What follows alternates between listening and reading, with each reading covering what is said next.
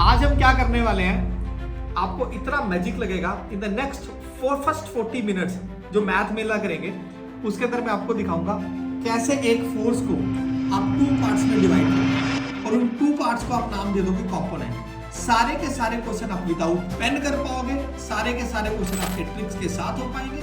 और आज आपको साइन रूल का एक विजुअल प्रूफ दिखाऊंगा। आई कैन गारंटी आपने पहली बार ही देखा होगा। और फिर मैं आपको दिखाऊंगा रिजॉल्व पार्ट्स के अंदर। और अब मैं दिखाने जा रहा हूँ इसका एक प्रैक्टिकल एनिमेटेड टूल। मुझे आज बहुत ही अच्छा लग रहा है आपसे ये शेयर करते हुए।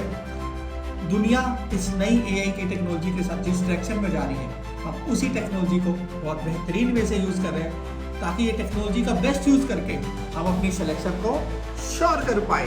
ताकि आपको पता ही मैथ की सबसे ब्यूटीफुल चीज क्या होती है, विजुअलाइजेशन। जब हमें कोई चीज दिखनी शुरू हो जाती है ना, विजुअलाइज होनी शुरू हो जाती है, फिर विदाउट पेन हम उसको सॉल्व कर पाते हैं।